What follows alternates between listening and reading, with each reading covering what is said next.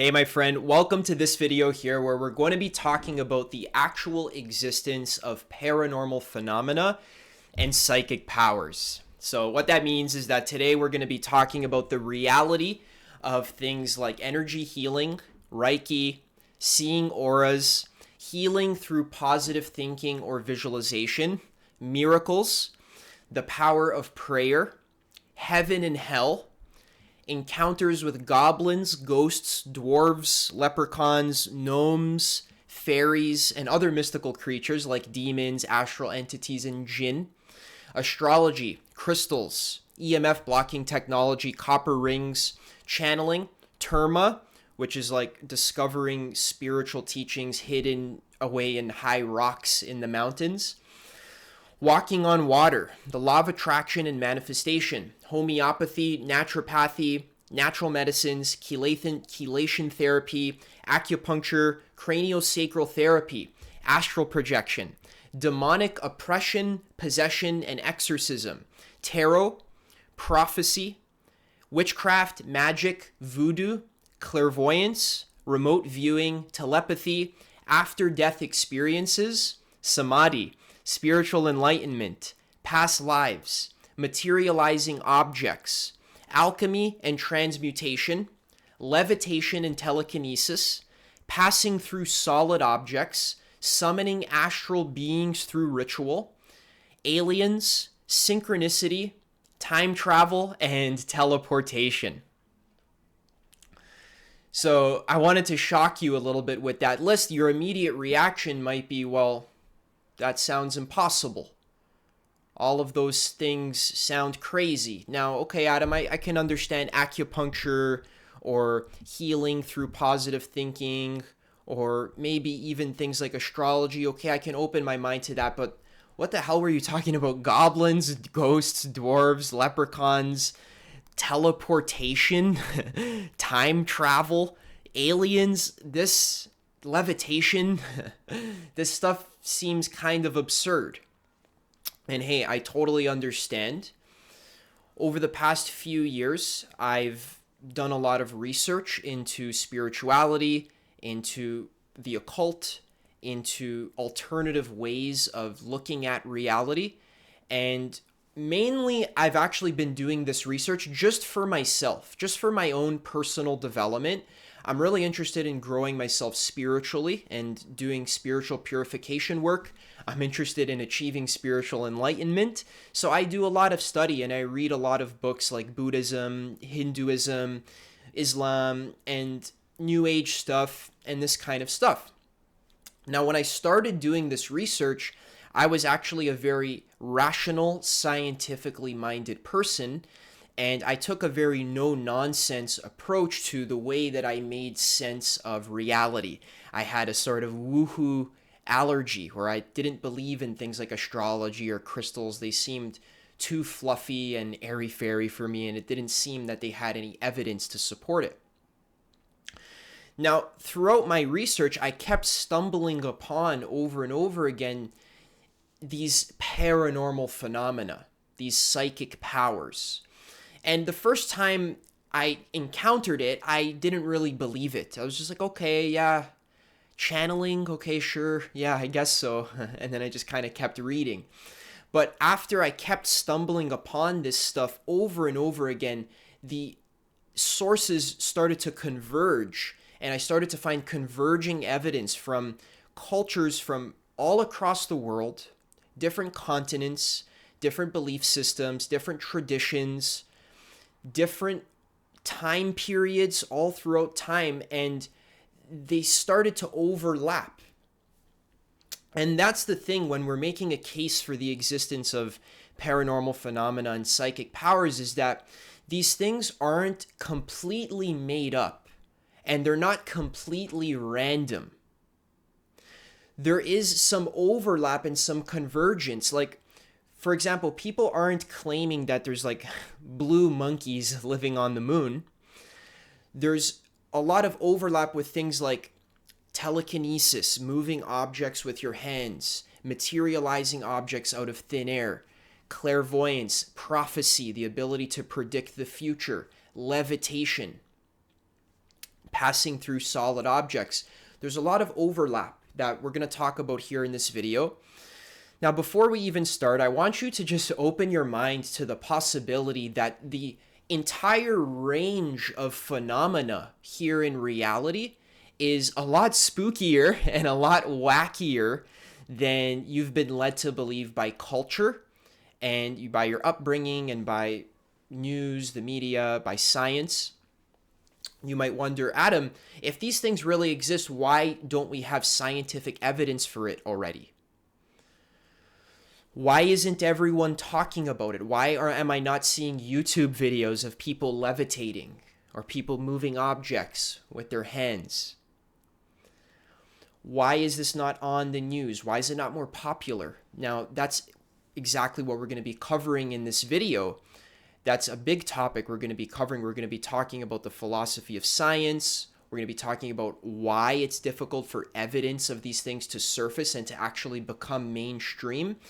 These subjects that I brought up, they are very difficult to mainstream because they currently fall outside of the current modern paradigm of reality.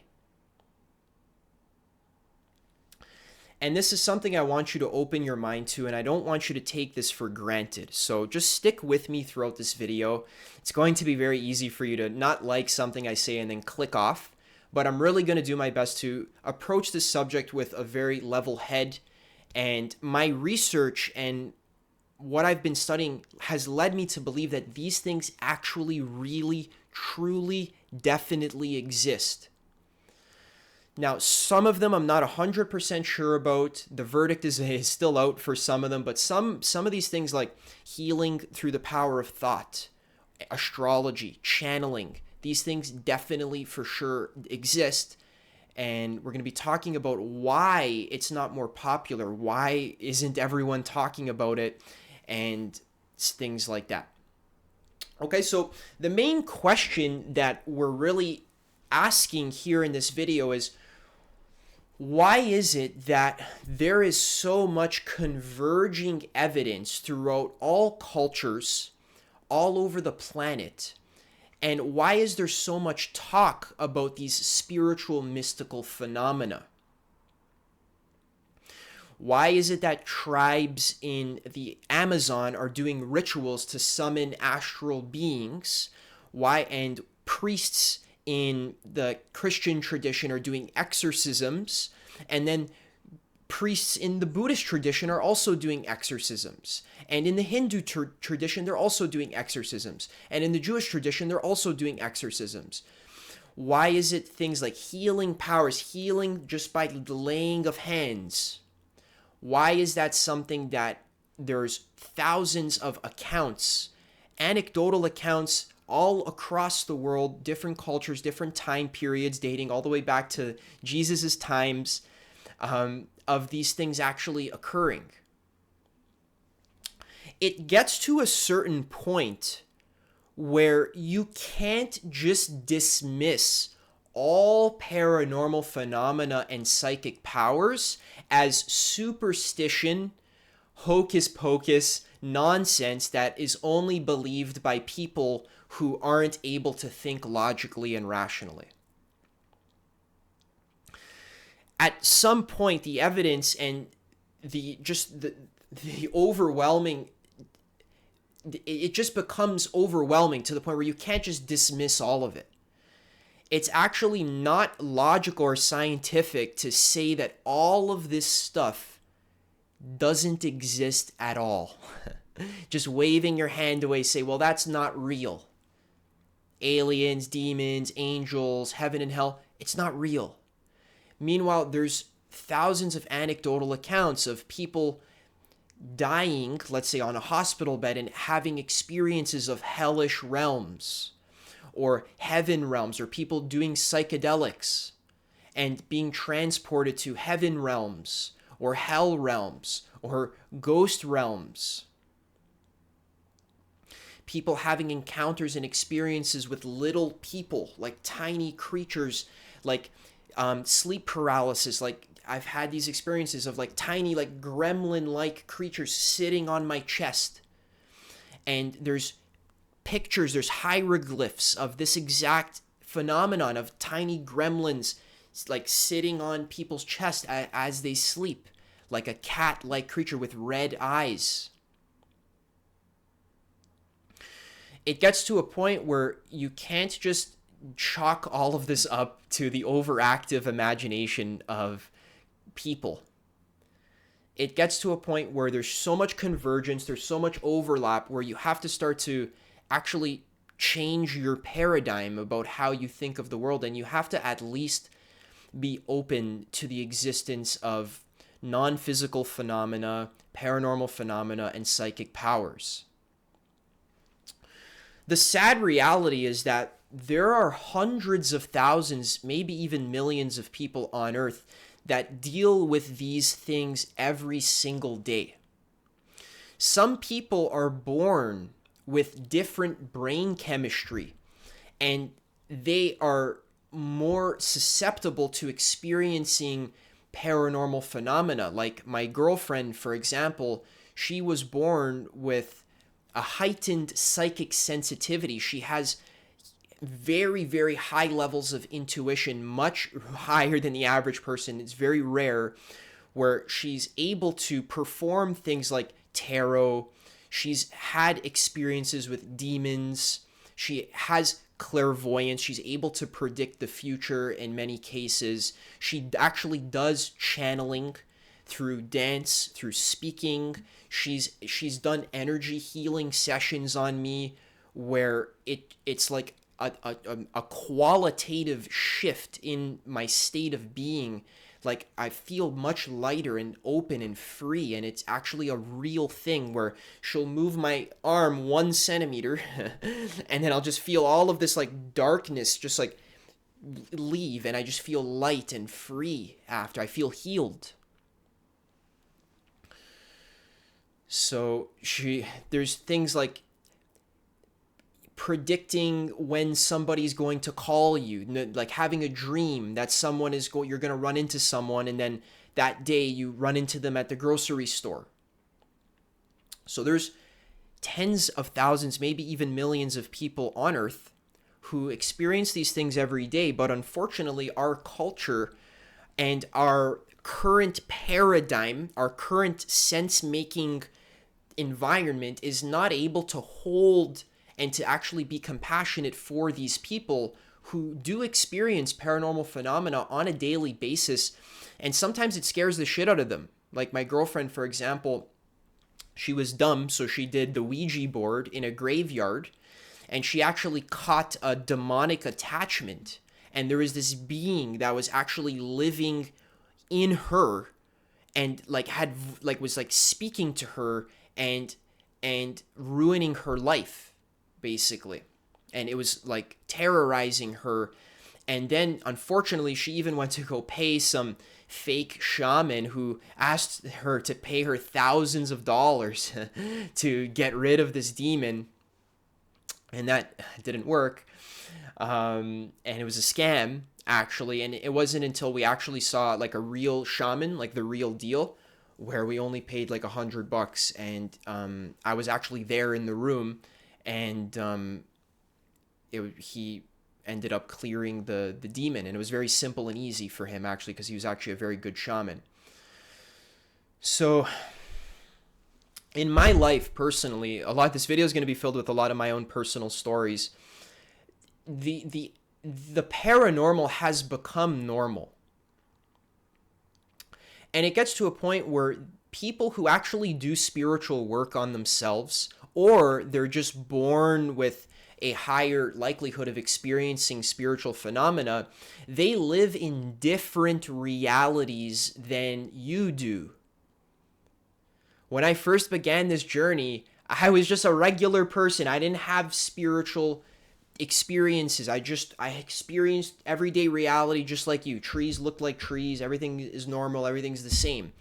But as I started doing a lot of spiritual purification, and a lot of people will misinterpret everything I'm saying in this video, but as I just started meditating and increasing my consciousness, I started experiencing things like synchronicity, like I've actually had encounters with demons and stuff like this, and we're going to talk about this more. But I've spoken to spiritual masters in the flesh, actual enlightened masters in the flesh, literally tell me that they have spiritual powers, which are called siddhis. Siddhi. This is something that's very common in Tibet, in India, in Hinduism, and these spiritual powers are called siddhis. I've had my teachers tell me that they can generate heat just by sitting and focusing. Their body, like they could sit in the Arctic and just like be buzzing, just full of heat. Like they'll, like my teacher, he's like, hey, I really shouldn't be telling you this. And that's one reason why these things aren't very popular, is because they don't want to go on the news and demonstrate for all eyes to see. They actually try to keep it secret because they want to be humble about it. They don't need to go flaunting these powers. They want to keep it secret. But I've actually had a teacher tell me that, like, yeah, he can generate heat. And there's another teacher who told me he can stop his heart for a minute or two, where the heart stops beating. You might say, Adam, that's scientifically impossible. Well, I had a person tell me, like an enlightened master who's very credible, that I trust, tell me that he can do this. So instead of denying all phenomena that don't fit into your three-dimensional materialistic view of reality, you have to just be open to these phenomena. So let's talk about some common objections to why these things don't exist. So I wanted to finish the previous point. Sorry, guys, I know I'm all over the place. This is just how I am. You got to stick with it.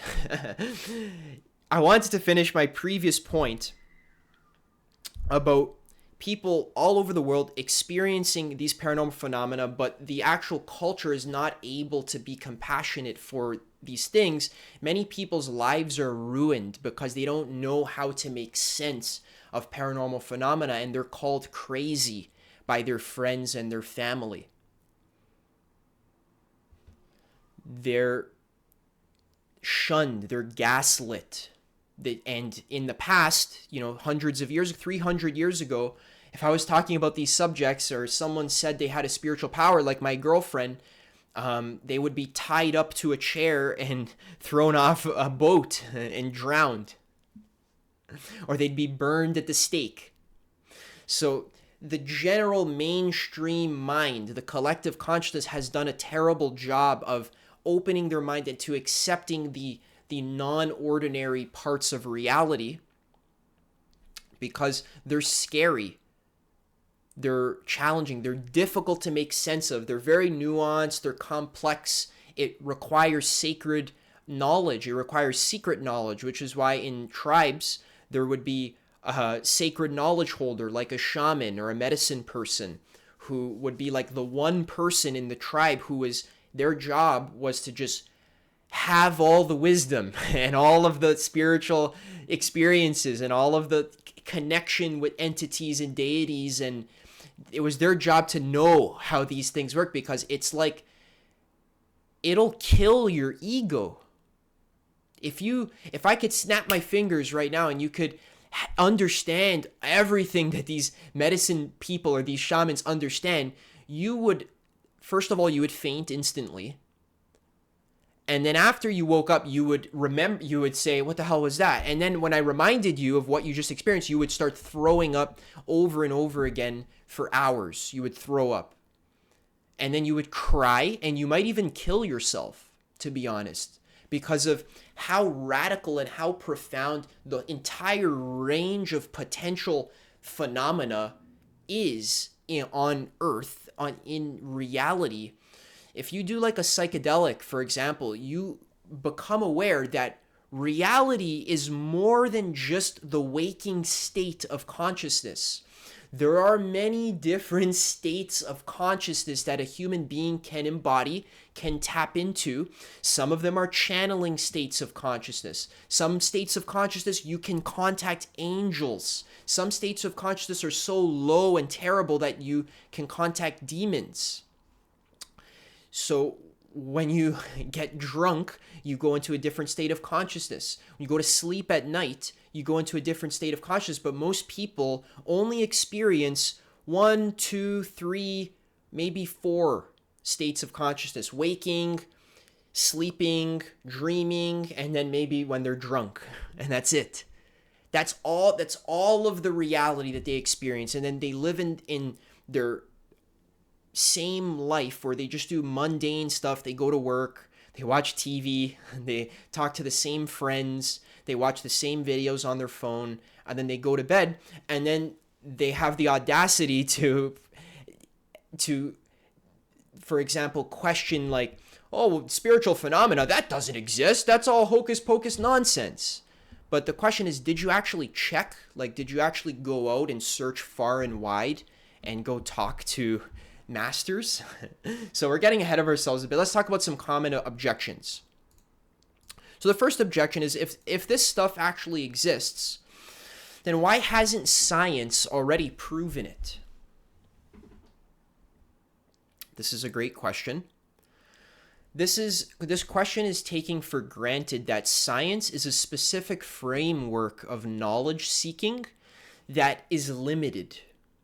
Science is not able to account for all possible phenomena that exist because science has a methodological bias, meaning that the way that science actually goes to approach the process of finding the truth is with a materialistic bias, meaning that if the thing that we're studying can't be replicated multiple times in a laboratory, and if it can't be picked up by our physical instruments, then by definition, science denies the existence of these phenomena. So the reason why science can't prove something like ghosts, for example, is because the actual method of science doesn't allow for ghosts to be studied, because you can't go to a haunted house and grab a ghost by the ankles and drag it back to your lab and put it in a cage and then do tests on it, hook it up to your EEG machine and do tests on it, because a ghost is a non-material phenomena.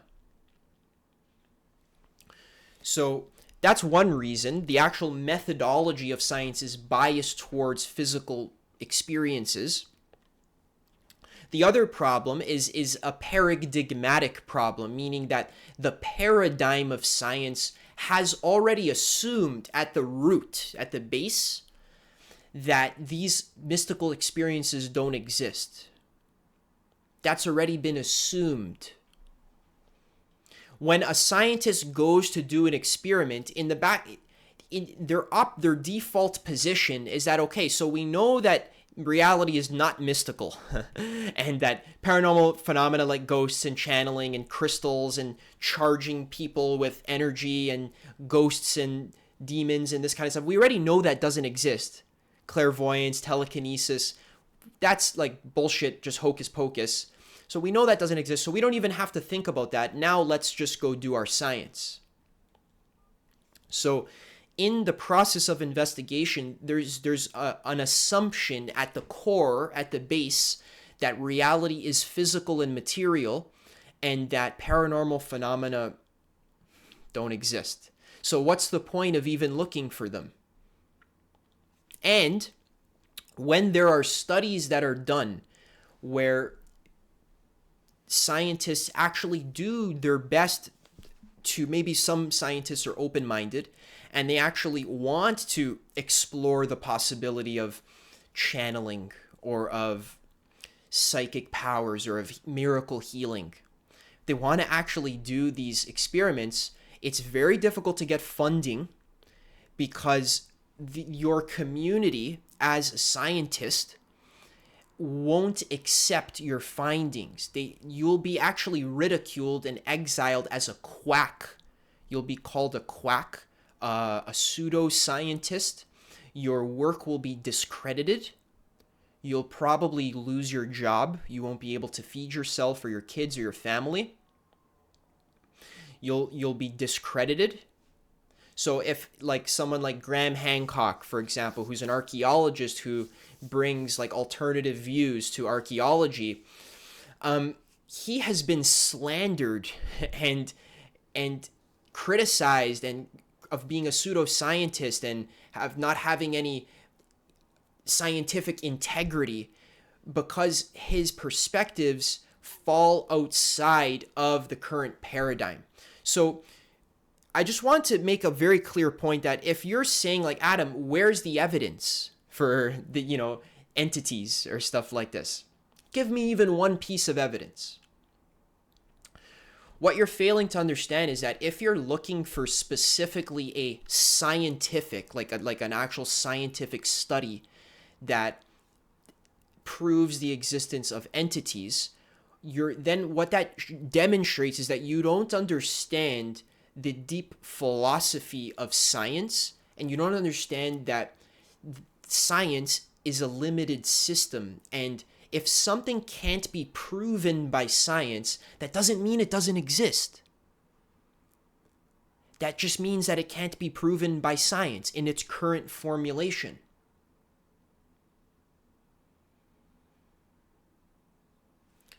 So if I showed you an anecdotal account, like, okay, there's a story, I'm going to read some a little bit later, of someone levitating.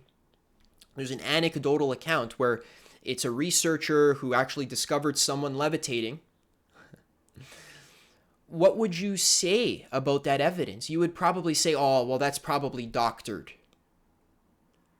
It's probably exaggerated. That's not real. Where's the evidence? Where's the proof? So even if I in many cases, you got to understand how tricky your mind is. If you already don't believe in something like levitation, if I showed you someone actually levitating, and let's say you went to Tibet and you went to a monastery and you asked the enlightened master, many of them have spiritual powers, to levitate for you, and he actually started doing it. I'm going to read a story of this in a second from a research paper that was actually published in Harvard as a PhD thesis called Human Levitation. I'll link it in the description. Everyone that was witnessing the Tibetan master levitate, all of them were they thought they were hallucinating. They were doubting their own senses. They were calling into question what was happening, even after, again, I'll read the story in a second, but there's a monk that put his hand underneath him to show that there's no wires, and then he took a step ladder, and then he waved his hand over, and there's no wires. He's just levitating there. Many of the scientists couldn't even believe it, even that they were seeing it. So that's the thing with these paranormal powers, is that sometimes you can see it and still not believe it. The human mind's capacity for denial is infinite. You can deny anything. All you have to do is just say it was a hallucination, or that you must be high. You must be on something. That's all you have to do. And then any experience can be denied just by saying that it was a hallucination. So the next objection is, why isn't everyone talking about it? Okay, Adam. Okay, so if these things are so common and they really exist, like you're suggesting, why isn't it on the news? Why isn't everyone talking about it? And this one's very easy to kind of rebuttal, because the question is, who is everyone for you? When you say why isn't everyone talking about it, you're not actually talking about everyone, every single human being on earth. Really what you're talking about is why isn't my TV talking about it? Why isn't the same YouTubers that I've been watching for the last 5 years, like Mr. Beast and, random shorts and TikToks, why aren't they talking about it? What do you think? If someone discovered paranormal phenomena, they would come to your house and knock on the door and tell you hey, we discovered ghosts, or we discovered aliens, or we discovered miracle healing? These things exist, but you actually need to open your mind. You need to actually travel to different countries. You need to actually Go talk to like enlightened masters who have these powers and converse with them. You need to talk to the locals. You need to read hundreds of books. You need to, from different perspectives, different accounts. You need to actually study on Google, maybe for a year. You need to actually look for the information. Most of what people do is just live the same mundane life, like in a rut. Like you wake up in the morning, you brush your teeth, you go scroll on Instagram, whatever your friends are doing, and they're just like, showing off their cars and their butts and, their new clothes they bought. Then you go to work and you work your mundane job, and then you come home and you just kind of plug yourself into the TV, and then you go to bed. And then you're saying, why isn't everyone talking about it? Maybe you hang out with the same 3 friends that you've always been hanging out with. Well, you got to understand, you don't talk to everyone on Earth. So that's why everyone isn't talking about it, because your bubble of existence is actually a lot more sheltered than you think it is. You have to open your mind. If you were to really travel to different countries and explore numerous different perspectives and read a lot of the books, some of them I'll recommend in the description, you wouldn't be able to hold your position that paranormal phenomena and psychic powers don't exist. That position is untenable in light of actually exploring the wide range of phenomena that exist here on planet Earth.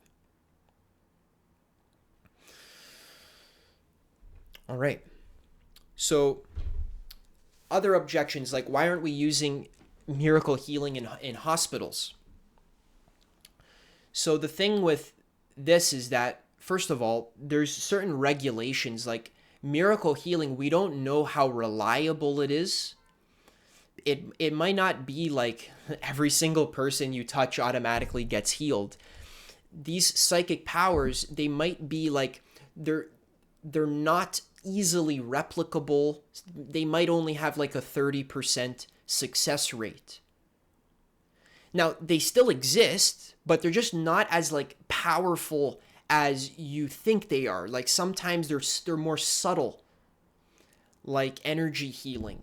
Like, yeah, maybe you can't cure someone's cancer just by laying hands, even though there's many accounts of this actually happening. Like Sadhguru, for example, apparently in front of a crowd of hundreds of people, he sat in meditation and actually cured his own cancer.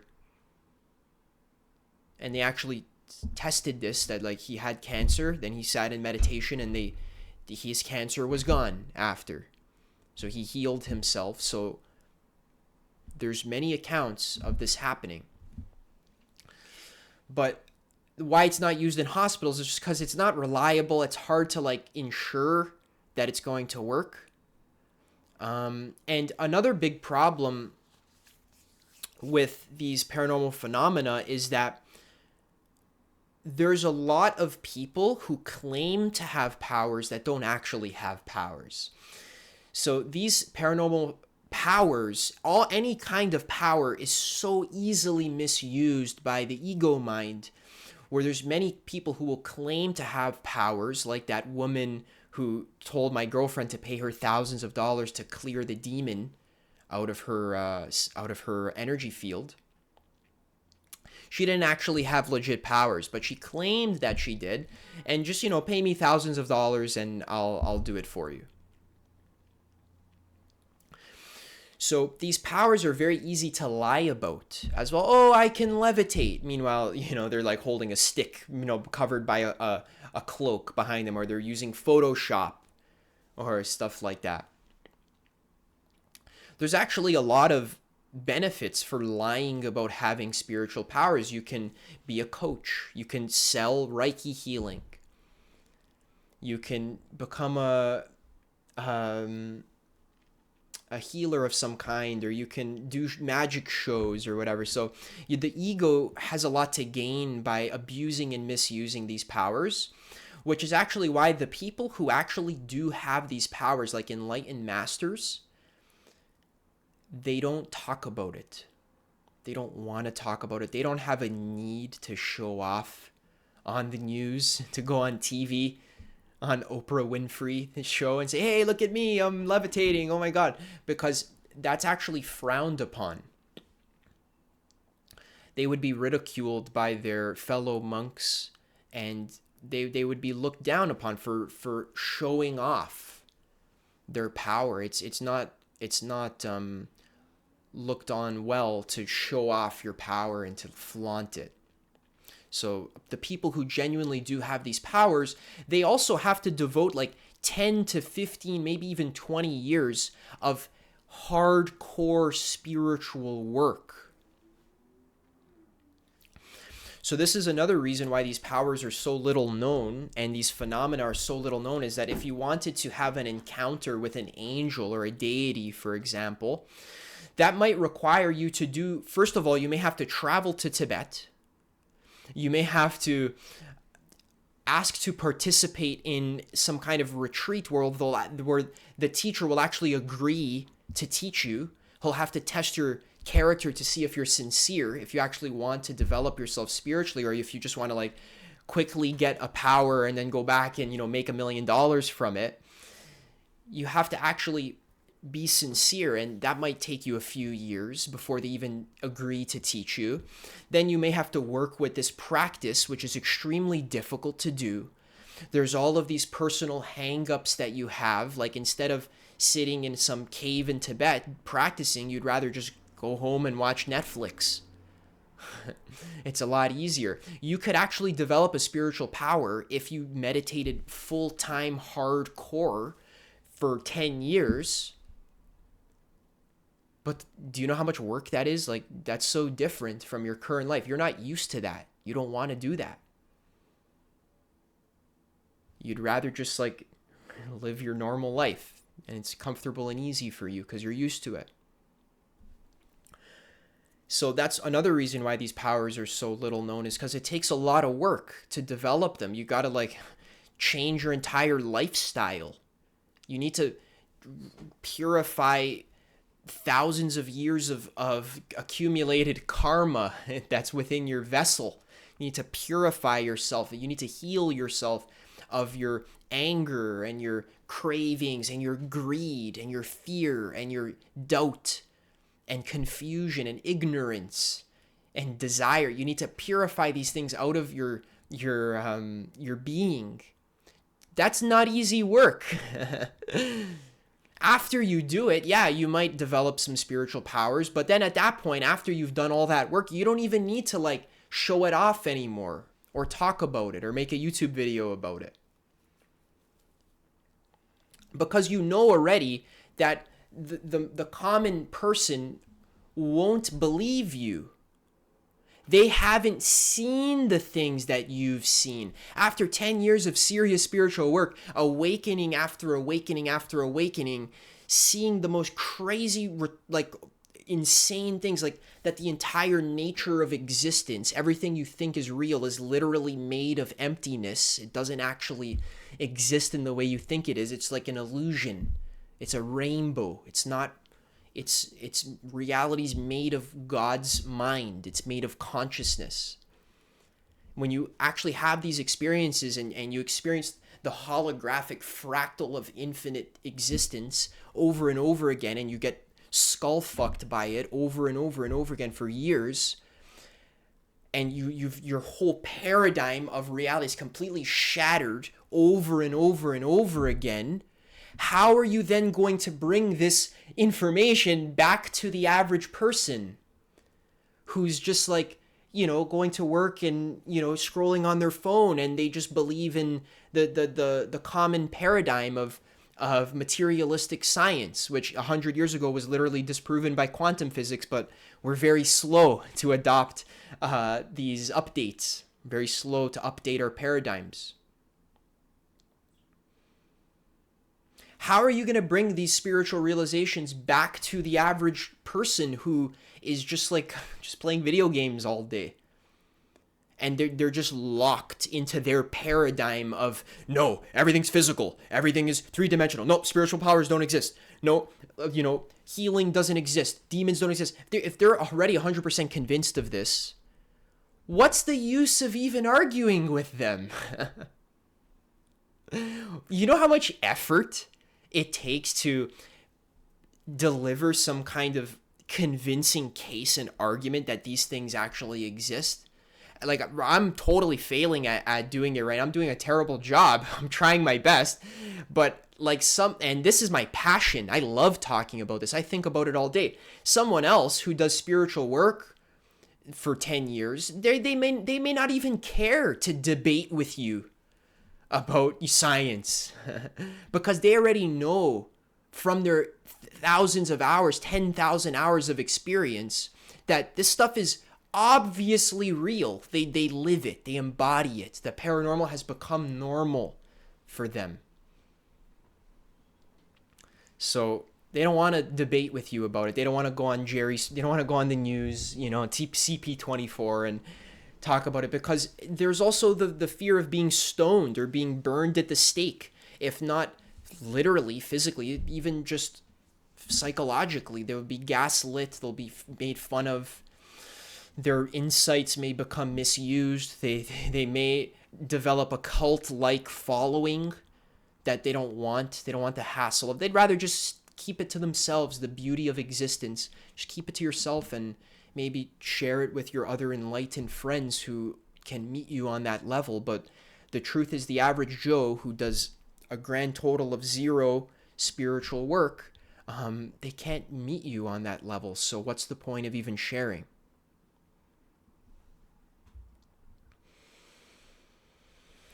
Yeah. So also, subtle phenomena, spiritual phenomena, are easy to deny because they require a certain level of sensitivity. So the reason why you may not have had any experiences with these spiritual things is because you're not sensitive enough to even tap into it happening all around you. You haven't heightened your sensitivity. You're not able to taste the flavor of experience. Your palate, you could say, is shot because you don't actually train your concentration. You don't train your awareness. And you're also not open to it mentally, not like in terms of your ideas. You're not even mentally open to the possibility of like contacting an angel. So you're not mentally open to it, and you don't do work involving it, so you're not sensitive to it. The thing is, some people, like I said, are born sensitive, and that's why they have these powers. But again, they don't want to talk to you about it because you're going to gaslight them, make them think that what they experience is not real. You're going to say, "Are you sure you're not just hallucinating? Oh, no, that must not be real." That hurts people's feelings. Some people actually have these experiences, but you're a little bit too tough, too kind of entrenched in your materialistic paradigm, which has already been disproved 100 years ago and thousands of years ago. The reality's not material, guys. It's material is just one state of consciousness, but there's other states of consciousness that you could enter into that where nothing is material. And no, it's not a hallucination. Everything is a hallucination, including the idea of material. That's a hallucination as well. So material is just one of the hallucinations that you can have, but you're so used to it, you've been living in it for so long that it seems 100% real, no question, no doubt about it.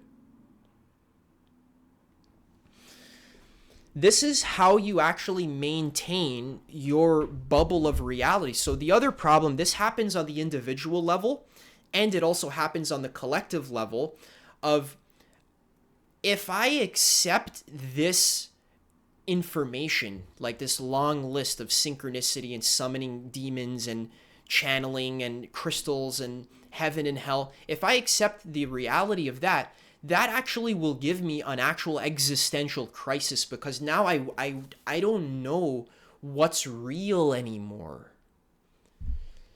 How am I going to wake up in the morning and brush my teeth and go to work at McDonald's, or, go to work at my job when I've just discovered that demons actually exist. It requires you to change your lifestyle. It's actually so much easier. It's so much more convenient in terms of just, you have to expend less energy in order to just to deny these things. It's easier to deny these things than it is to be open to these things. As a human being, you got to understand, you are doing your very best to conserve energy every single day, just on a pure basic survival level. You don't want to waste your energy. You want to not waste your money, not waste your time, not waste your energy. You only have so much energy in the day, and most of that, 90% of it, is devoted to survival. You have to work. You have to make money. You have to take care of your family. You have to socialize with your loved ones. You have to learn. You have to prepare for the future. Most of your energy goes towards survival. So it's actually very wasteful for you to spend so much time and energy investigating paranormal phenomena, doing this sort of research that I do. It takes a lot of work. It's taken me over 8 years just to get to the point where I'm even able to make a video like this, where I'm sure that these things exist. I had to go through a lot of personal transformation, and I've done a lot of full-time study. I'm talking about reading hundreds of books, going on in-person retreats, talking to masters, traveling to the other side of the world, living in monasteries, discussing with people, having people literally tell me that, yeah, the monks here, they have powers. It's just like a known thing. They don't like to talk about it very much, but yeah, the monks have powers. And I'm just like, okay. It gets to a point where you have enough of a variety of life experiences where it's actually irrational to continue denying it outright. But for someone who's just living an average Joe mundane life, there's nothing wrong with that. But it's actually just more energy efficient to just deny this entire piece of existence, all paranormal phenomena. It's easier to just deny it because now I don't have to worry about it. I don't have to waste energy in confusion and fear. And oh my God, what if there's a demon over there? What if there's an alien? I don't have to worry about it. I can just shut that part of my mind off and then just live my normal life. So it's actually a survival mechanism to deny the existence of these things. It's convenient. Instead of having to grapple with the nuanced complexity of these subjects and to sift through all of the bullshit accounts, of course, there's thousands of anecdotal accounts that are just made up. But then there's also thousands of accounts that are genuine and real, and people are actually sharing their actual life experience with paranormal events and psychic powers. So how do you even sort through the wheat and the chaff? It requires a discerning eye. Many people don't have that. They don't have the time to develop a discerning eye. They don't have the awareness. They don't have the care. They're just not interested. They're more interested in living a normal life, and that's okay. But then it's not so crazy to then understand why these subjects aren't talked about, because it's so hard to talk about. It's kind of like a niche subject that you actually have to devote a lot of energy, a lot of time, a lot of focus to going down and actually researching and sorting through the wheat and the chaff, not in a way where you're just like a blind believer, just believing in anything, but you're actually like a scientist. I see myself as a truth seeker. I'm actually interested in exploring the truth of existence. What's real? What's not real? How do I know? How do I know that what I've been taught in school, in university, how do I know that's the real way to view reality? And if you haven't done any philosophy of science at all, zero, and you're just kind of making it up on the spot right now as you're typing your comment, then you're not going to get any results if you're just entrenched in what culture has taught you, because for the last 1,000 years in the history of scientific revolutions, we've been updating our paradigm over and over and over again, and we've been wrong about reality over and over and over again. So why else are these paranormal phenomena so little known? Yeah, they're difficult to reproduce in a laboratory. You can't just like snap your fingers and tell someone to like, okay, you can do it with channeling. You can say, okay, start channeling. A lot of channels will. But a lot of things like synchronicity, it's hard to study in a laboratory. They're hard to reproduce. Also, probably the biggest point in this video is to understand the nature of ego development. So if you study Suzanne Cook-Greuter's ego development theory, and also spiral dynamics, and also Ken Wilber's work, like in The Religion of Tomorrow, for example, they demonstrate that we actually have this thing called developmental psychology that we've done tons of scientific, actual science research on, and we've proven beyond reasonable doubt that human beings definitely 100% go through a predictable set of psychological stages of development. And I've spoken about this a lot before, but so in Piaget, for example, there's the pre-rational mind. There's pre-operation. There's like, it's like concrete operational, pre-operational, concrete operational, and then formal operational. So there's levels of sense making and psychological development that have been scientifically demonstrated. So in spiral dynamics, for example, which I've talked about in other videos, if you're at the stage orange level of psychological development, your mind is structured in such a way so that it's actually impossible for you to consider the existence of psychic powers and paranormal phenomena, because they're too fluffy and mystical, and we actually have scientific data and evidence that shows that human beings who are at the formal operational level of development, which is 80% of our culture, probably you as well, and that's okay, that's fine, but you just need to understand your psychology is wired and developed in such a way that you're not even able to question the objectivity of something like science. You're not able to jump between many different diverse perspectives and hold them loosely.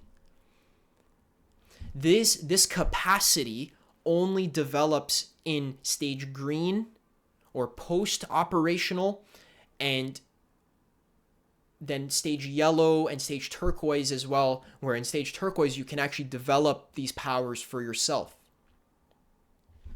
So these levels of human development are very important to understand why our culture is not able to accept this stuff, and why it's so difficult to make sense of is because the mind literally can't make sense of non-physical phenomena until they reach at least stage green. Stage orange is where most humans are at, and that's what science, our modern day science, is based on, a stage orange foundation. So that doesn't mean that science can't evolve in the future, but the way science is structured right now has a materialistic bias, because it reflects the level of psychological development that is documented by science, ironically. So most people are in stage orange. That's why these phenomena are so little known, and they're instantly denied. Yeah. These powers don't mix well with the ego mind. These powers are exclusive to certain personality types. This is something you need to consider as well. Certain personality types are only able to tap into spiritual powers. And yeah, okay, so I covered most of the things I wanted to cover in terms of why they're not popular. Now, let's talk about just some stories and some anecdotal accounts from my own personal life. I gave you the example of the Tibetan Lama, or the Lama telling me he can generate heat. Om Swami saying he can stop his heart. The monks with powers from Thailand that I talked about. My girlfriend. So I actually had a crazy experience about. We're gonna go through these things one by one. Okay, so let's make sense of these things. Okay, so chakra alignment, energy healing, and Reiki. This one is obviously true. There's a sorry, drink some water.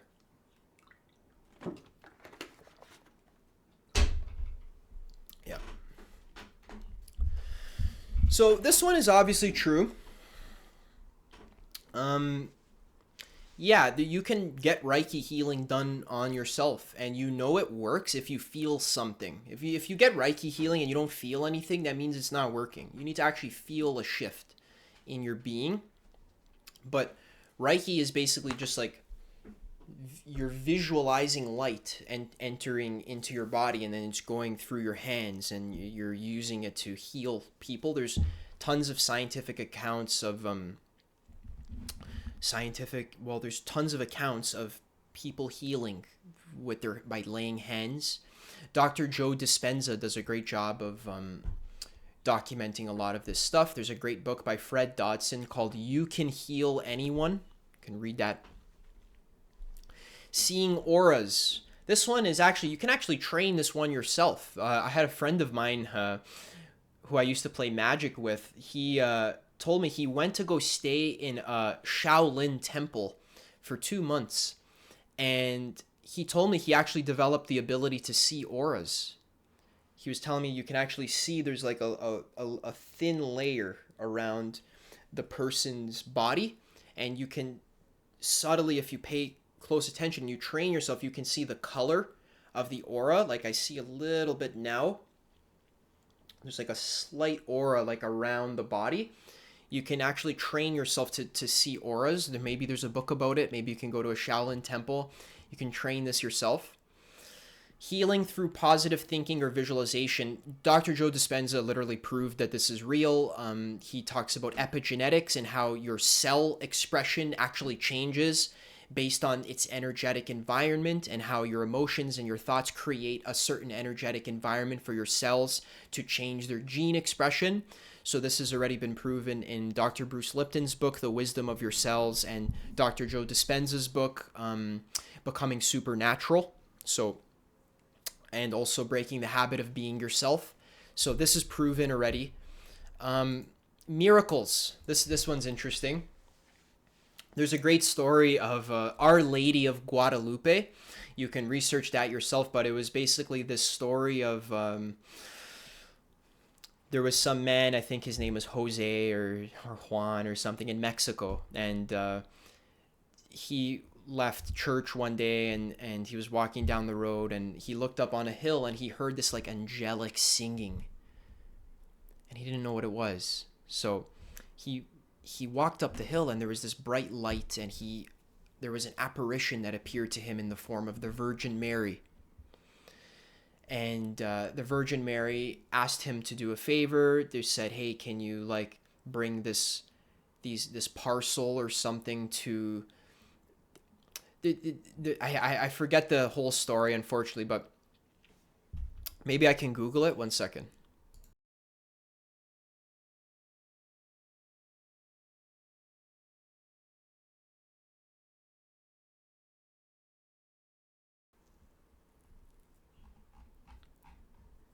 I was gonna read the Our Lady of Guadalupe story, but you can find it yourself on Wikipedia.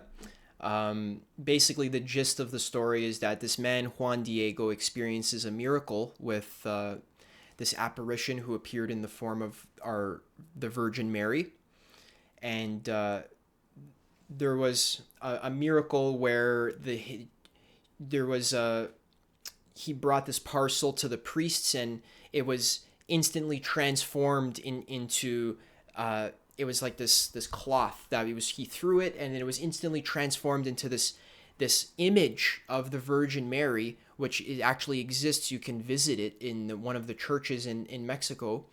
And there was scientific studies done on this paper that the image was imprinted on. And there's no brush strokes. It was the image instantly materialized on the paper. And it was a documented miracle. You can actually go see the page yourself. You can read about it yourself. But there was a whole church around it, and it was just like a huge thing. So there's lots of stories of miracles, like in the Bible, for example, Jesus healing people. There's a lot of modern day miracles as well.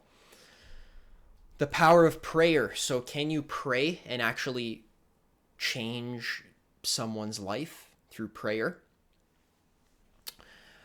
This is like obviously yes, but the reason why is because when you understand quantum physics and quantum entanglement, you understand that it's possible to have an effect on another piece of reality at a distance. They called it spooky action at a distance. So one piece of reality can affect another piece of reality without being in direct contact, because everything is connected through the quantum field, or whatever you want to call it, the collective consciousness, or the nature of reality. It's all connected together. So you can pray, you can set an intention for someone else, and it can actually change their life based on the prayers. And you can affect events in the future. You can even affect events in the past. That Joe Dispenza said that there was a prayer experiment that was done in the 90s of a group of meditators that were testing the power of prayer. So for every day for 30 minutes, they got together and they prayed for sick patients in a hospital. And they would go down the list of their names and they would pray for each patient. After a month, they found that there wasn't much results. But then they discovered that they actually made a mistake. And the page that they were reading of the patients' names were actually patients that weren't in the hospital today, but they were actually in the hospital 3 years ago, 3 years prior. So they were praying for patients that were in the past. And then when they looked at the records, they found that those patients, all of them experienced like great healing, and all of them, like, it was like very abnormal amount of healing that they experienced, and all of them were able to leave the hospital early because of this great string of healing that all of the patients experienced.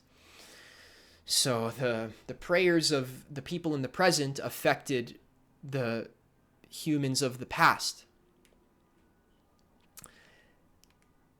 This is reality, guys. This is how reality is structured. This is the quantum field. The past, present, and future are superimposed on each other. You can affect your past. You can pray for your past self and actually help them. So one example of this I wanted to tell that's related to time travel, which is crazy, is there's actually a story, which is right over here. There's a story of the missing Italians that happened on the 14th of July in 1911.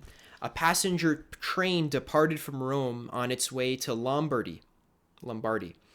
And when on the way, it entered a mountain tunnel, it disappeared without a trace.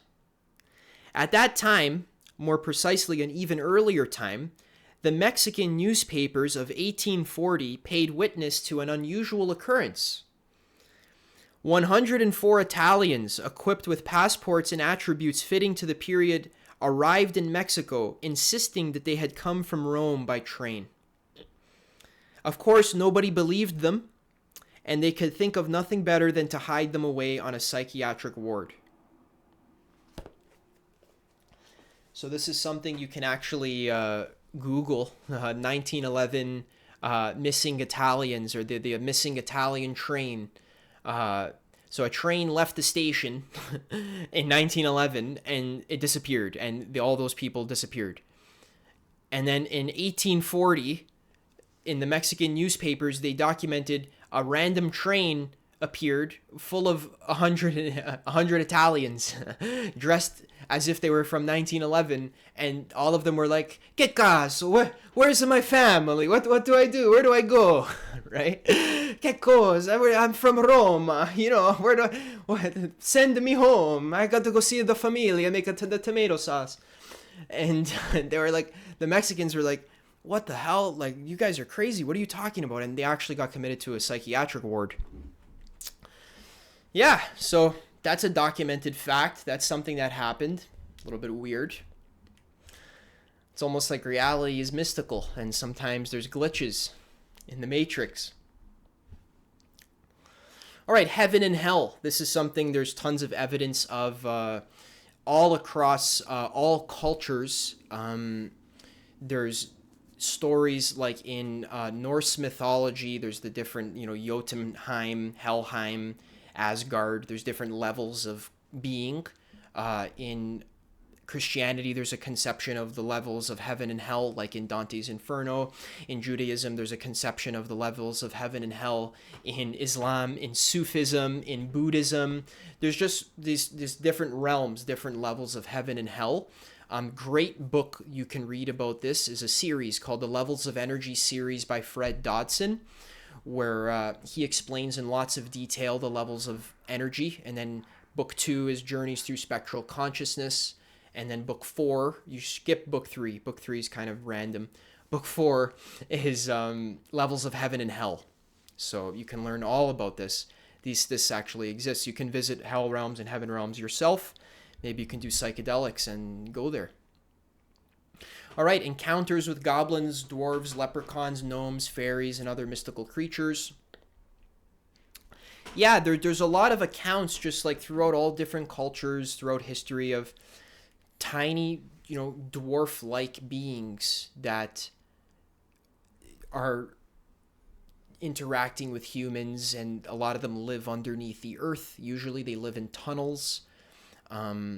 Which book was it? But Fred Dodson wrote a book, really, I think it was in Levels of Heaven and Hell, where he talks about this. So fairies as well. My girlfriend sees fairies, and I know it sounds crazy, but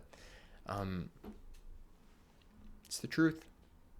You can just gaslight the person because you don't understand it, or because you don't believe in it, or you don't want to believe in it, or you can open your mind to the possibility.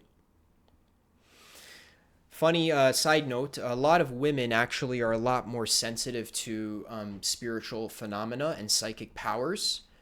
Throughout history, the oracles of the villages were usually women, because women tend to be more right-brained and more intuitive, more emotionally in tune, whereas men tend to be a little bit more left-brained and overly analytical, so they have less access to spiritual realms, although there are many men who have psychic spiritual powers as well.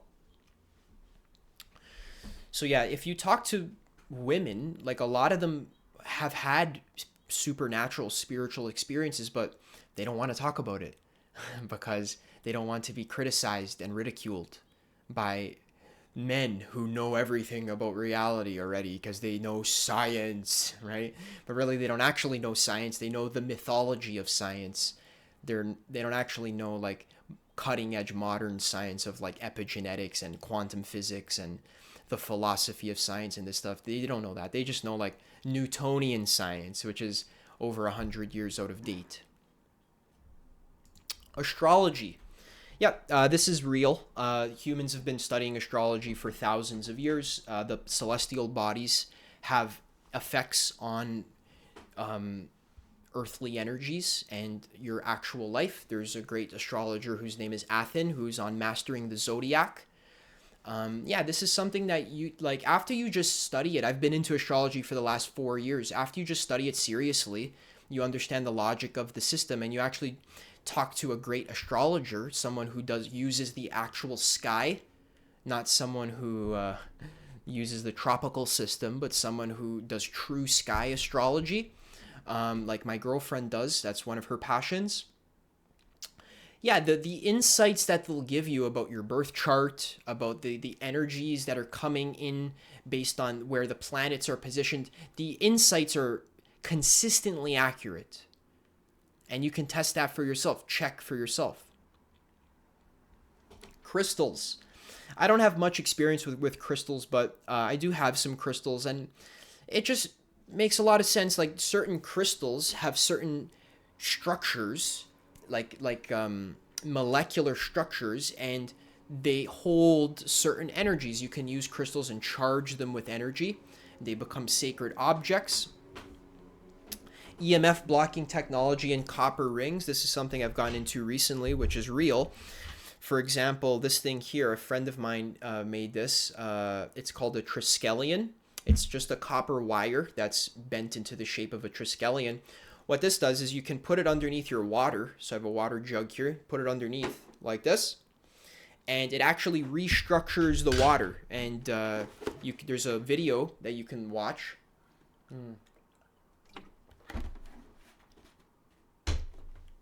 Where they put 2 glasses of water in the fridge. Just Google copper wire triskelion. 2 glasses of water in the fridge, one with a triskelion under it. It's the one that I saw. It was with Oregonite with a triskelion inside of it, and then the other one was just like a regular glass of water. And then they put them in the freezer. Then when they took them out of the freezer, the water froze in 2 completely different shapes. The one without the triskelion just looked like regular frozen water. The other one had this bubble of like energy, like frozen. It looked kind of like a shape of a heart that it froze into. Also, this is a copper ring, which comes from my friend who made it. His name is Muna's Magic. You can check him out in the Toronto area. But yeah, this was studied by Slim Sperling. There's a book. I don't know what the book is called, but there's a PDF of the book that I'm going to link in the description. These were developed with the help of clairvoyance, and there's a whole story behind it. But basically, these were discovered to have healing powers. You can direct energy through the center of the ring right here.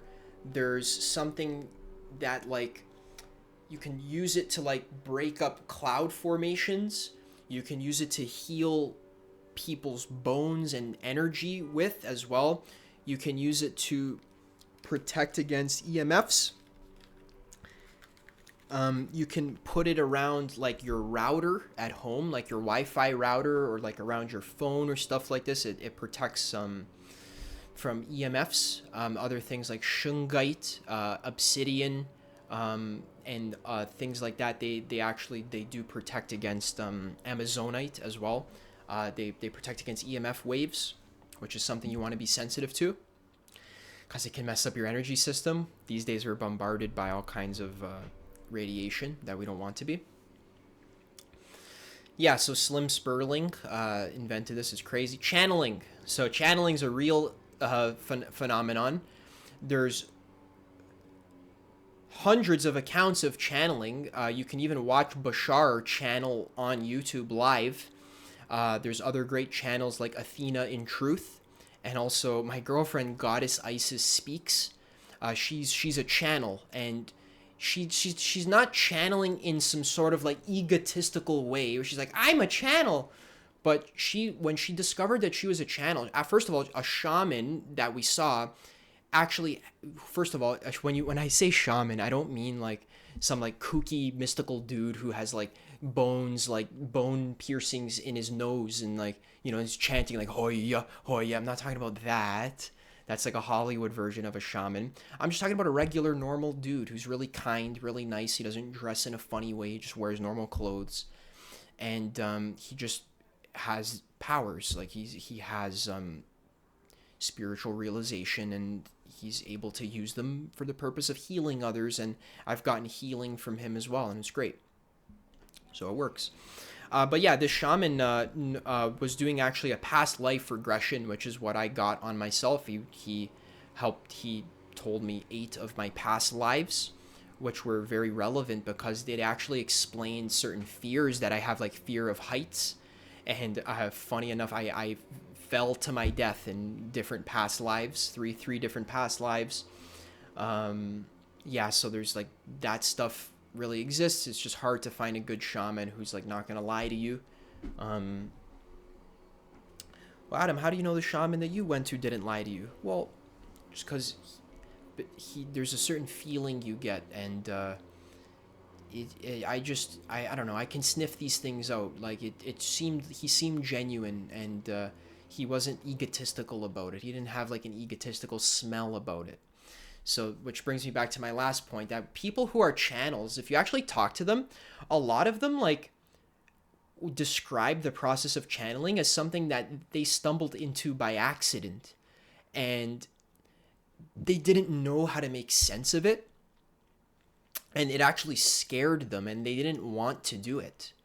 So it's like the hero's journey, like they denied the call, right? So people who like became channels just to like decorate their ego, usually their channeling might be a little bit questionable, but there are legit channels like Bashar, like Athena in Truth, Goddess Isis Speaks.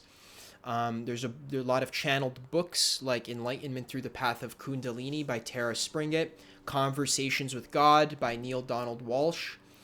Allegedly, the Law of One is channeled. Yeah, I think the Law of One is channeled, but I think the source of the Law of One isn't actually Ra. I think it's an astral entity pretending to be Ra. And I get this information from my girlfriend who channels the goddess Isis. And again, like, how do I even say this stuff without, like, being seen as crazy? Here I am, though, being honest. Yeah, my girlfriend has an actual connection with the goddess Isis, and you can listen to her channeling. She has a podcast. It's very powerful stuff, actually. Yeah, so A Course in Miracles was channeled, and yeah, so channeling is a real thing. Terma, this is a real thing as well. Where in Tibet, there's stories of like a yogi will have a dream that there's to go to a certain mountain at a certain time with 13 people. You can read stories of discovering Terma in The Crystal and the Way of Light by Namkhai Norbu, who's a Tibetan master. But they'll go to this mountain spot, and long story short, something will happen. A lightning will strike the rock, and then a rock will fall and will shatter, and there's a golden chest inside the rock. And then they open the chest, and there's, well, actually they're not allowed to open the chest. They have to take it to a specific person who is only allowed to open the chest. And then when they get it, the person's like, yes, of course, I had a dream about this. Good, I'm ready. And then they open the chest, and then they receive the empowerment that's written in an alien tongue, or you can call it an otherworldly tongue, and then they translate it into a meditation practice. So I actually do some meditation practices that were given to me by my teachers that were discovered in Terma, which is it means like a hidden teaching. That was it. They only come to light when the time is ready, when Earth is ready for them. So Terma is a real thing. Walking on water. I haven't studied any of this, but I think it makes a perfect sense that someone could walk on water. I don't know why they wouldn't be able to. You might say, oh, Adam, the laws of physics. But then I would say the laws of physics change based on your state of consciousness. So you might want to consider that. There's a great story I'm going to read to you now of Milarepa. So this is a Tibetan yogi, a famous Tibetan yogi who lived over 1,000 years ago, and this is a story of him passing through solid object. So there's a story of Milarepa, the great yogi poet of Tibet, in which he's challenged to a debate by some ostensibly great scholar. As it's the scholar who has challenged Milarepa, he asks Milarepa to choose a subject. Milarepa replies that the scholar can choose whatever area he wishes. The subject is irrelevant. Milarepa has no topic at which he excels. His knowledge has become unified with space, and such, there is no meaning at all in choosing a subject of debate. The scholar decides that he will easily defeat Milarepa through the use of the Madhyamika philosophy. This is the philosophy which proves the empty nature of all phenomena and the empty nature of self. The scholar launches in by asking, does this rock have solidity? Scholars are prone to ask such questions, imagining that these issues are highly consequential. The scholar expects Milarepa to be ignorant of the logical analysis that pertains to such questions. He is therefore surprised and not a little put out when Milarepa answers no. Undeterred, the scholar says, "But this is nonsense. See for yourself," and taps the rock with his staff to prove his case. Milarepa simply passes his hand through the rock as if it were not there and says, "See, no reason to believe in the existence of this rock." The scholar is quite taken aback by Milarepa's powers, but his arrogance gets the better of him and he concludes that this must be some kind of trickery on Milarepa's part. So the scholar then waves his hand through the air, asking, does this space have solidity? Milarepa says yes, and proceeds to beat on the air so loudly with the scholar's stick that the man has to cover his ears for the din.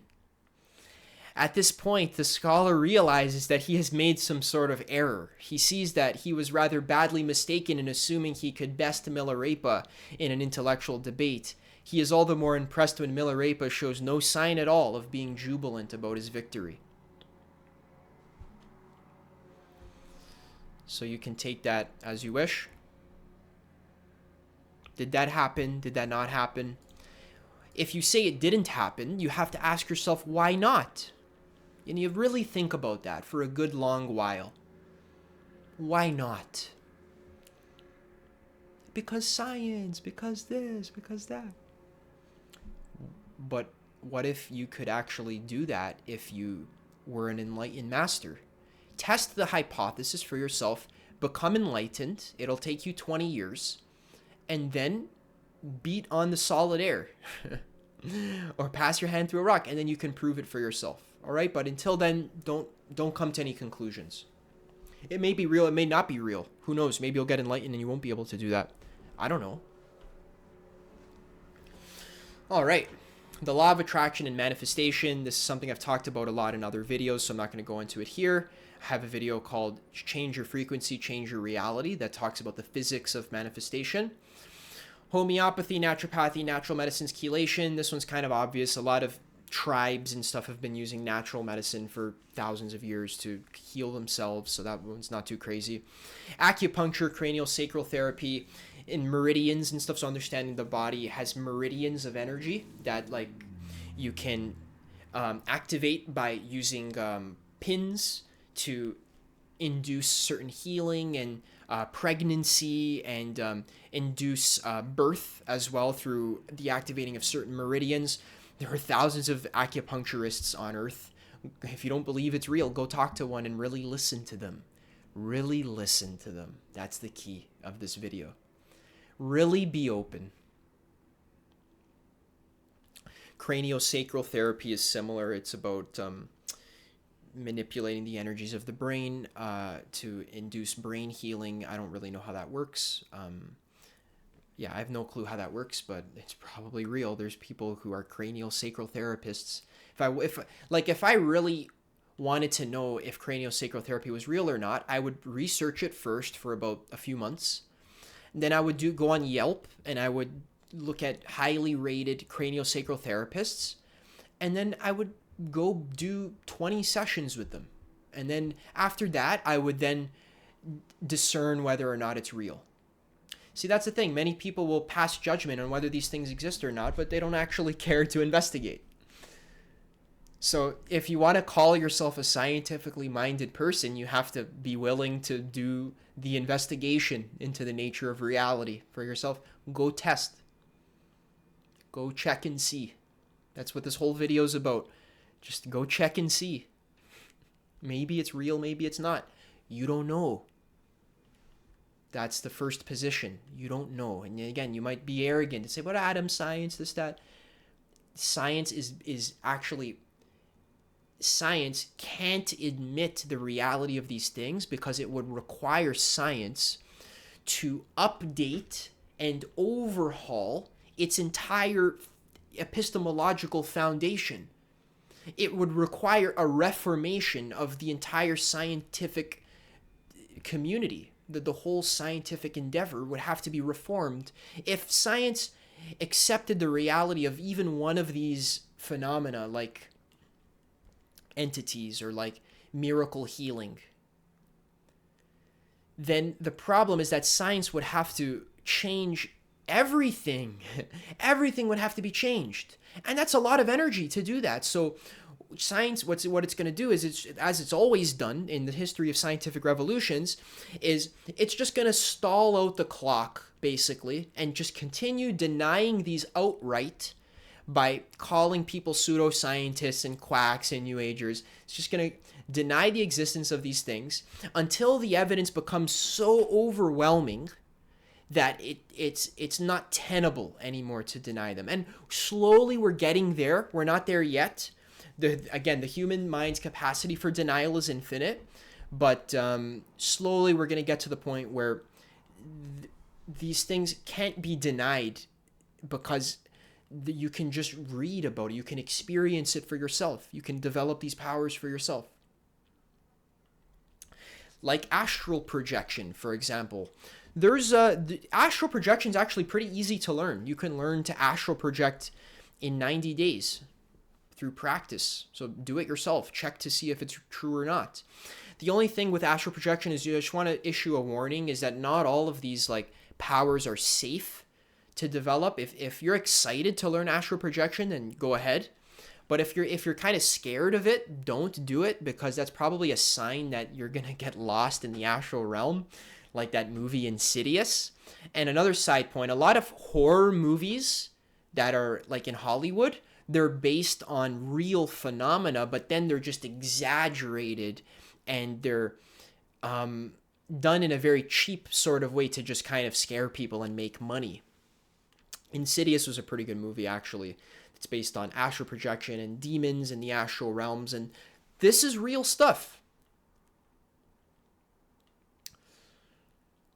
You can visit the astral realms. You can interact with entities in the astral realms. Just be careful. Don't bring anyone home with you. You want to practice safe travels, and it's scary. You want to research it properly and make sure you do your due diligence, because you can really catch an entity, and you can really mess yourself up. And that moves us to our next point, which is demonic oppression, possession, and exorcism. This is a real thing. Otherwise, there wouldn't be such thing as exorcism all over the world in many different cultures. And I've witnessed a demon clearing in person that I mentioned at the beginning of the video. I actually witnessed multiple demonically oppressed beings. Frederick Dodson talks about it in his book, Clearing Entities. So if you want to learn a lot about the technicalities of these things, read Levels of Energy, books 1, 2, and 4, and then read Clearing Entities, and that will give you a good understanding of the astral and how all this stuff works. The Pleiades in Our Secret Destiny is another great one to read. That'll blow your mind open. So demonic oppression. So I'll tell you a story. The other day I was walking with my girlfriend in a park near my house, and there was a guy who like jumped out of the bushes and shrieked at us, and it scared the shit out of us. Like, my girlfriend was like, I have a feeling we're being watched. And I was like, no, it's nothing. There's no one here. I looked around. There's no one there. Then we walked by this bush, and some guy just jumped out and shrieked at us with the intention to scare the shit out of us. At first, I thought it was like a friend of mine who was like playing a prank on me. Sometimes my friends just like to play jokes on me or whatever. So I thought that's what it was, but it wasn't. It was a random dude, and he looked like he was 20-ish. Maybe he was like 5'6", or he looked like he was wearing normal clothes. And then when I realized it was a stranger scaring the shit out of us, he started laughing at us with this like demonic sort of like goblin sort of like cackle, like like this like messed up, like you get the vibes is messed up, like it's not just like a regular person who's just effing around. It's like there's like some demonic presence or some lower astral presence who's possessing this person and is causing them to just scare the shit out of random people for the purpose, because demons actually get joy out of scaring people and hurting them, causing them to hurt themselves, humiliating people, causing them to humiliate themselves. So that's not the end of the story. So after this, this demonic laugh and cackle, I just kind of stared at him, and I felt like, because I'm aware of this reality of demonic oppression, I was able to recognize it instantly. And yeah, you can really tell the difference between someone who's just being an idiot versus someone who actually has a demonic oppression. You feel the vibes. So yeah, and it was so weird. Me and my girlfriend, we just like left, and we were just scared. We were like, what the hell was that? And then as we were walking, we heard another shriek. So what this person was doing is they were literally hiding in the bush, jumping out just to scare people, to basically feed on their fear energy. They were actually getting enjoyment out of scaring the shit out of random strangers at night in the park. So what my girlfriend and I decided to do was to call the cops, because you can't have someone just like causing chaos. They're disrupting the peace. So we called the police, and we went to continue our walk to a different park in our area, and I actually ran into my brother and his friends who were chilling at the park. I have a younger brother. He's like 20. And he was chilling with his friends, and we told them about what happened. They're like, yo, if you guys like want to go see a demon, you can go to the park, and there's one there. And we just told them what happened. And then, long story short, the guy, one of my brother's friends was like, who's that on the roof over there? And so there's this little shack that was like in the park. It was like a bathroom. And the same guy was there on the shack, like a spider, like literally like on it, like just cackling, like he, like, and I was like, what the fuck is going on? And then they were like, are you on drugs? Like, can I have some crack? Like my brother's friends are idiots. So, there's 20-year-olds. They're just like, can I have some crack? They thought he was on crack because that's the only way Stage Orange is able to make sense of this phenomenon.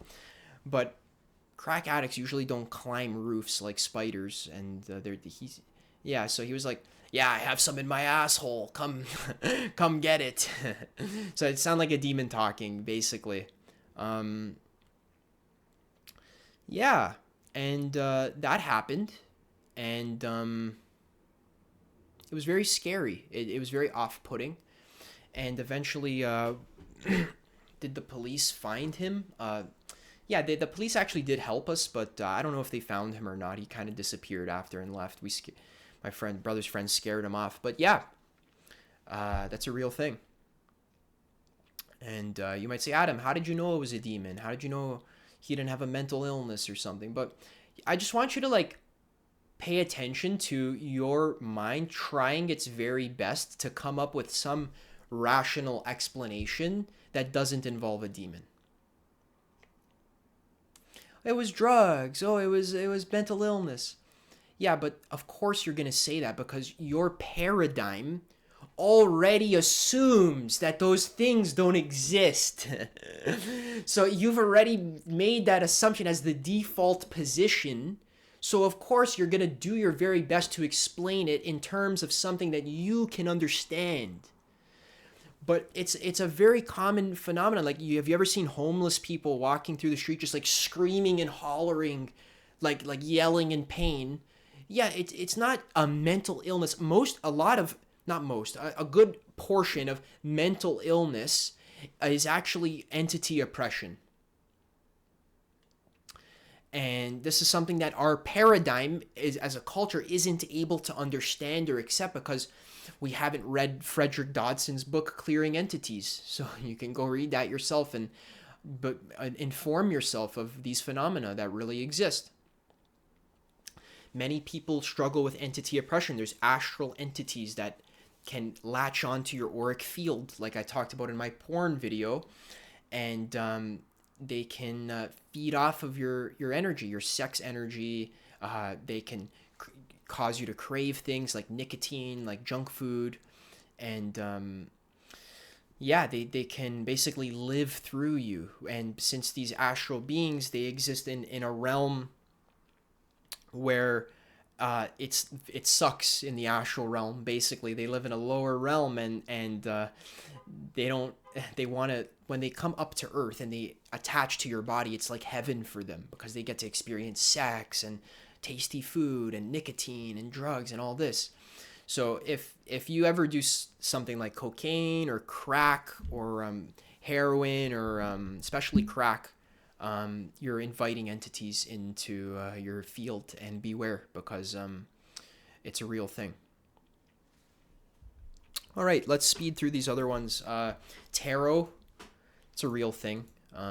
My girlfriend does tarot, and there's a whole science of tarot. If you don't believe tarot is real, go take a 6-month tarot intensive that's taught by a spiritual master, and then judge for yourself whether or not it's real after the 6-month intensive. Prophecy, yeah, I've had prophetic dreams where I dream of something happening, and then the next day it happens. Witchcraft, magic, voodoo, yep, this is real. People use herbs and certain concoctions to do psychedelic travel, astral travel, to summon entities, and this kind of stuff. There's white witchcraft. There's also dark witchcraft. Obviously, stay away from the dark stuff. But yeah, voodoo, that's been talked about. Like, there's certain tribal rituals that involve like human sacrifice, that involve summoning astral beings from lower realms. This is a thing that's actually commonly practiced in other countries and throughout history. Fred Dodson talks about a lot of it. Clairvoyance, remote viewing, telepathy. You can do some psychedelics, and my friend of mine experienced telepathy on psychedelics. You might say, Adam, well, that was just a hallucination. It wasn't real. Well, no, it's just a different state of consciousness that is as real as this state of consciousness. In fact, my psychedelic experiences have more of more real than real life. They seem more clear and more lucid and more awake than the average waking state of consciousness. Most of which you're just kind of not even fully present. You're just like dreaming in your head about something else. After death experiences, there's a lot of accounts of these, like tons of after death experiences of people experiencing light and this sort of stuff. Samadhi and spiritual enlightenment, past lives. Yep. Materializing objects, it's talked about in the autobiography of a yogi. Levitation and telekinesis. Okay, let's read the levitation story. So I Googled on Google, is there any evidence of levitation? And there was a Reddit post, and someone replied, and it wasn't Reddit, it was like a Quora or something. But someone said, there is actually a rather nice PhD thesis, Human Levitation, by Simon B. Harvey Wilson. And I'll link the free PDF here. And submitted to Edith Cowan University in Australia. My bad, I misspoke before. I said it was Harvard. It's not. I misremembered. Which surveys pretty much all anecdotal accounts of levitation in the literature. His motivation was to stimulate the paranormal scientific community to a rigorous empirical investigation. His survey is not at all limited to Tibetan Buddhists, of course, but it does include a few accounts. Probably the most important one is right here. One of my spiritualist interviewees provided a frustrating example of this sort of taboo. Claudette claims that a few years ago, she accompanied her sister-in-law to an Australian Tibetan Buddhist meditation center. While the sister-in-law went to do her regular meditation class, Claudette, who had not been there before, was asked by a nun who was showing her around the center if she was interested in seeing a demonstration with some lamas that were visiting from Tibet. After agreeing, Claudette was taken to a large room where about 7 or 8 monks were sitting in the lotus position cross-legged and without any sort of momentum being able to jump up. The monks were hopping across the room rather like transcendental meditation practitioners, which Claudette does not regard as true levitation. Her guide then told her to watch a lama who was at the front of the room, and he was actually lying on his side on the floor. After about 2 minutes, I actually realized that his robes were hanging rather than tightly being around him. And that's when I realized he was actually being raised somehow off the floor, still lying in the lying position. The Lama had his eyes open and one hand propping his head up, and the other just lying on top of him by his side. She watched for about half an hour, during which time the Lama would have raised probably about 6 feet off the floor. Claudette was rather skeptical, so asked her guide what was holding the Lama in the air. "Absolutely nothing," said the nun, who called a young man over and whispered in his ear. The young man approached the monk and ran his hand underneath him to show that there was nothing there. He then got a small self-supporting step ladder, and he got to the top and ran his hand above the monk. There were several other people in the room who were as amazed as Claudette. She recalls one witness calling out that they were experiencing a mass hallucination, but she did not agree with him. Claudette, who claims to be able to see auras, noted that the levitating Lama had the most amazing golden white aura, and I must admit, I was amazed at the height and the width of his aura. It just seemed to fill the whole area that he was in, the whole width of the room. Auras are thought to signify a degree of holiness or spiritual development, which suggests that the Lama was able to levitate because he was an advanced meditator. The Lama then gradually descended to the ground. He stayed there for a while, then he stood up and he walked over to one side of the hall and he sat cross-legged and proceeded to do the jumping like the other monks.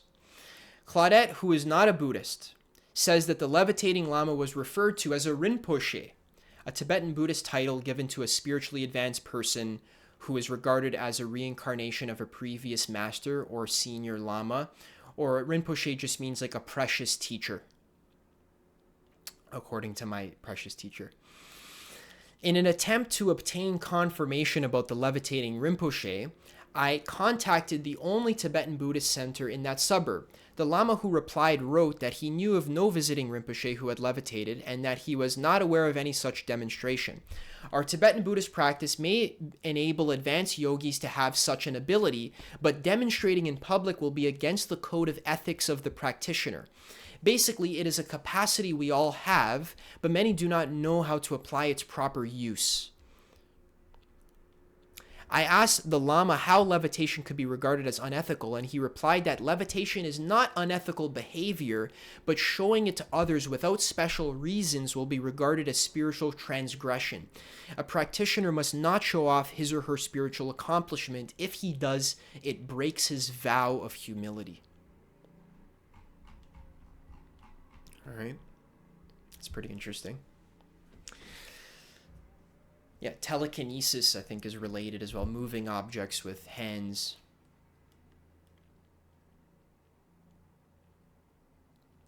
Yeah, what do you think about that? You may say, well, I have to see it to believe it, but keep in mind, a lot of the people who saw it didn't believe it. So these kinds of things aren't as crazy when you actually have a spiritual awakening for yourself. And let's say you do 5 grams in silent darkness, 5 grams of mushrooms in silent darkness, like I have a trip report about, or you actually do long meditation retreats like I've done, and you actually maybe do the DMT or something like that, and you have experiences of the whole nature of reality crumbling and then reforming and then crumbling and then reforming, and then this stuff makes logical sense that it exists when you realize that reality is non-dual, it's made of infinite consciousness, and it's weird and wacky in many cases. Alchemy and transmutation, transmuting metals into gold. I don't have any accounts of this, but I'm sure it's real, because again, why not? I'd have to check. I don't know. Maybe I'll check and it won't be real. I don't know. But that's the key, is that I don't know. And I hope you don't know as well. Passing through solid objects. We talked about Milarepa, summoning astral beings through ritual, aliens, lots of accounts, synchronicity, time travel, which we talked a little bit about, and teleportation. All right, guys. So, okay. This was a lot of information to make sense of. I just wanted to reiterate that I'm just a regular dude who is interested in the nature of reality and is curious and is open-minded about things that most people are not open-minded about. And the last thing I want to leave you with is just understanding the epistemological foundation of, if you want to develop yourself personally and spiritually, so we're going to make all this practical to your everyday life. If you want to develop yourself personally and spiritually, it's going to require a certain level of open-mindedness. Now, open-mindedness does not mean that you just believe in random shit for no reason. Open-mindedness specifically means that you're willing to explore new perspectives that are counter to what you already believe to be true. If you are reading a book and all of a sudden they talk about a terma teaching being discovered in a mountain rock, don't immediately deny it. Just hold it loosely. That's the key to growing yourself, to expanding your mind, and actually raising your levels of ego development. Raising your spiral dynamics. If you want to develop yourself up the levels of self-actualization, you want to get to stage green and yellow and turquoise, which have been documented scientifically to exist, then you want to improve your personal development, become an amazing human. It's going to require opening your mind to the infinity of consciousness. When you reach higher levels of spiritual development, you are not the same person that started the journey. That's the whole thing with the hero's journey, is that it transforms you from the inside out, and it transforms what you believe is possible, what you believe is true. Now you might say, Adam, but I don't want to believe in all this shit. I don't want to be a kooky spiritual nutcase. And what I'm saying is that it's not about believing in stuff. It's about being open to what could potentially be true, and being willing to look into it a little bit. Because the best fruits of self-actualization and spiritual development that we're talking about on this channel, a lot of it might lead you to developing a siddhi of some kind.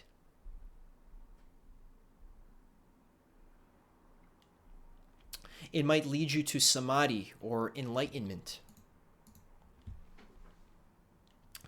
And this is where the journey gets interesting. This is where it gets good. There's so much life for you to experience here in this short lifetime that it's not fair for you to just limit yourself to the rigid confines of your scientific materialistic paradigm, which is literally not even accurate anymore. Like, it's out of date.